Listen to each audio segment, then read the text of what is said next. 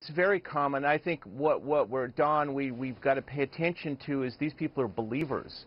They are willing to give up their lives in this war, and they look at the world as us and them, and these little children you see that are are goading the, going along with this are also agreeing to become suicide bombers. And I think in fact that the Islamic State wouldn't mind some sort of offensive this summer led by the West, and they can say, look, just as we told you, the West is out to destroy us. So as I agree with Mike, this is an enemy that's going to be around for a long time. It's a virus that's going to be very difficult to kill because it's going to pop up in different parts of the world. And they're almost begging for the United States to put ground troops so that they can have a real enemy that they can fight and get more recruits. And Bob, they have made extraordinary use of technology with a camera, some editing gear, and the internet. They're terrorizing the world. So why can't we shut them down? You can't shut them down because they're sophisticated. They're using mobile Wi-Fi. They'll stop in the desert, take a shot at a satellite, upload their images, and that's the way they communicate. And they'll be up for 40 minutes, and they have found holes in the National Security Agency and the Cyber Command's defenses, and they understand this. And they've been reading Snowden. It's just a matter. These people are very sophisticated. They know what they're doing, and we simply can't close them down in cyber warfare. You said something last night that resonated to a lot of people where you talked about the psychology of ISIS. You said basically that these guys were psychotic. What can you tell us about the mind of an ISIS fighter? Well, they're looking at this as a clash of civilizations. I spent a lot of time in Israeli prisons talking to suicide bombers.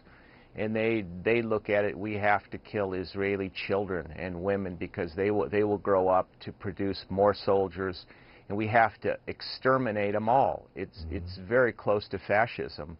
And they simply don't care, and these losses we're inflicting on them, and we are from the air, but at the end of the day, they look at it, they're producing martyrs, and they're simply going to recruit more. So it's much more than just simple propaganda. They are actually convincing people that it's worth dying in this fight, and this is why it's going to be so difficult to destroy this movement. The question is, Mike, though, are they as powerful as many people think they are? How many men has ISIS actually got, and how much territory do they really control?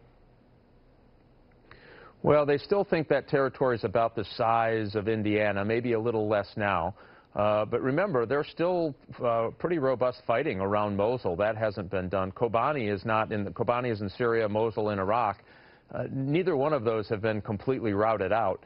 So, yes, they've stopped their advance. And this is very important language to listen when the president says it or some of his folks providing messaging for the president. They have stopped the advance of ISIL to greater territory, but they have not been able to disrupt their logistical operations and their ability to control large swaths of territory. That, again, is very concerning. Now, they've had an impact. They've hit a lot of the mobile production units that make gasoline for their own troops and for sale on the open market. That's happened. That's a good impact. But you have to remember, our intelligence on the ground inside of these areas is not very good. It's just not great.